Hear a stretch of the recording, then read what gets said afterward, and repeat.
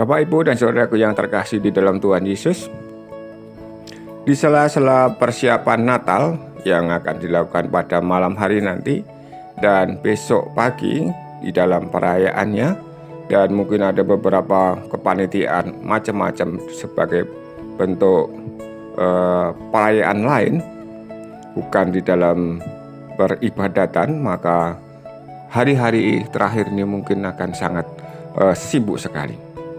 Namun marilah kita dengarkan Injil hari ini yang diambil dari Injil Lukas bab 1 ayat 67 sampai dengan 79, yang diberi judul perikopnya adalah Allah mengunjungi kita laksana fajar cemerlang.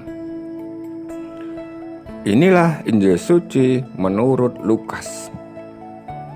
Zakaria ayah Yohanes penuh dengan Roh Kudus, lalu bernubuat, katanya, "Terpujilah Tuhan Allah Israel, sebab Ia telah mengunjungi umat-Nya dan membawa kelepasan baginya.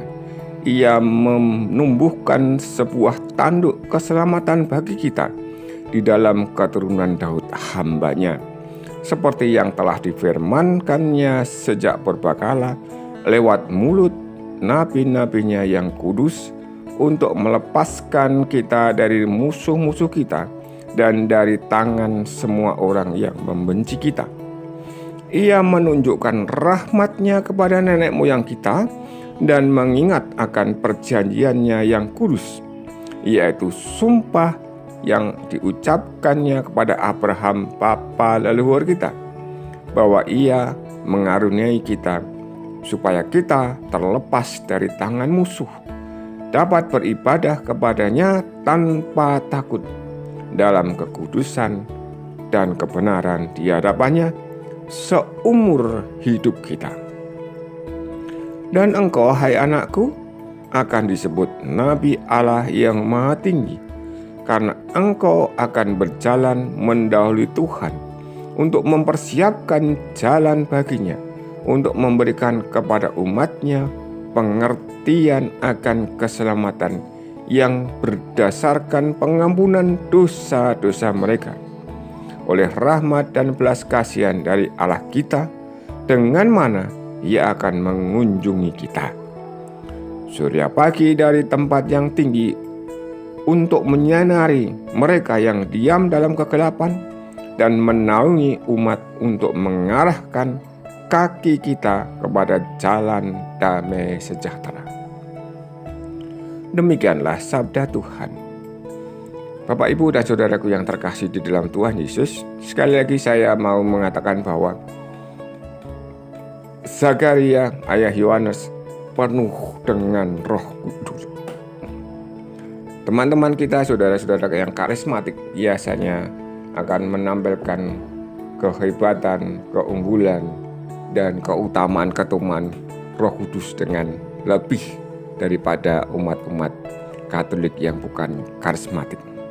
Namun tidak mengurangi rasa hormat saya, memang kita umat Katolik pada umumnya biasanya akan memohon karunia, yaitu 7 karunia di dalam kita bernovena menjelang turunnya Roh Kudus, atau menjelang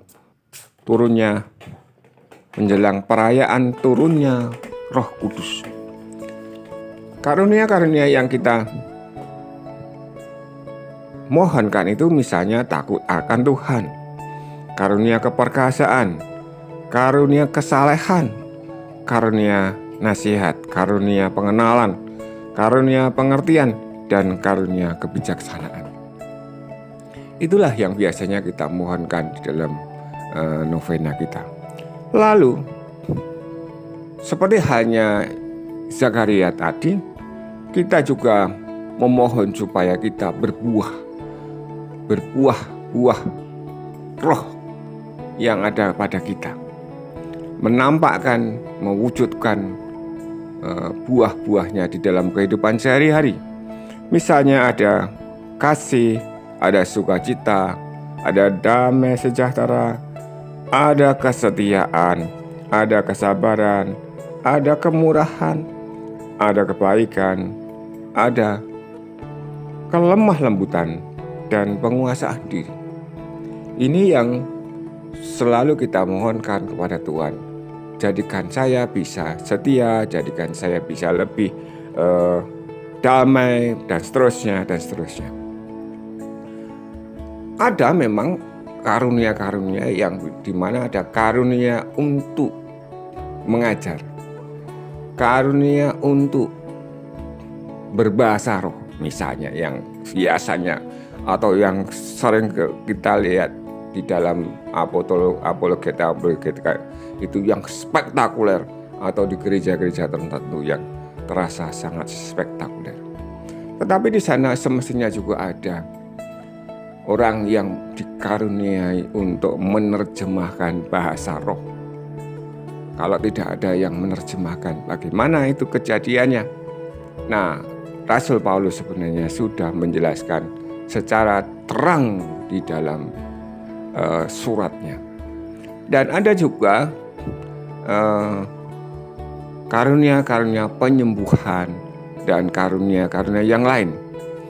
Tetapi yang penting pada bagian ini saya merasakan apa yang dikatakan oleh Zakaria tadi, ada karunia sukacita.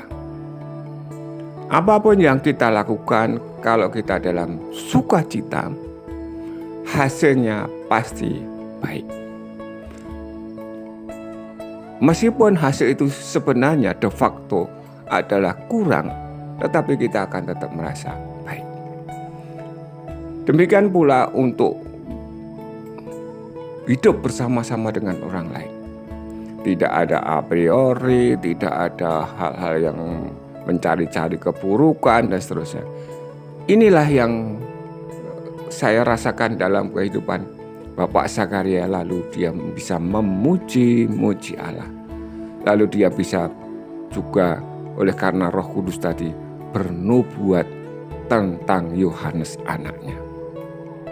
Dan hari ini kita sudah mempersiapkan banyak hal untuk perayaan Natal besok. Untuk perayaan nanti malam atau sore nanti jam 6 misalnya.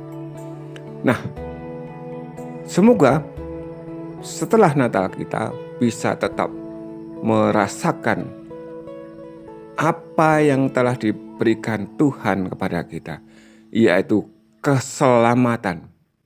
Keselamatan sejati, tidak seperti yang diharap-harapkan oleh orang Israel pada umumnya, yang mereka menginginkan untuk bisa bebas dari penjajahan, bebas untuk beribadah, bebas melakukan apa yang diinginkan berhubungan dengan Tuhan. Tetapi sungguh Tuhan Yesus didahului oleh Yohanes akan membebaskan kita dari dosa-dosa, akan membebaskan kita dari dunia ini yang membawa kita kepada pengaruh yang jelek. Tetapi Tuhan Yesus dengan memberikan kepada kita pengampunan dosa, lalu membawa kita akhirnya nanti kepada kebersamaan dengan Allah. Bapak, Ibu, dan saudaraku yang terkasih di dalam Tuhan Yesus, semoga sampai akhir nanti kita tetap mempunyai iman, kita tetap berpegang pada Tuhan Yesus. Amin. Berkah dalam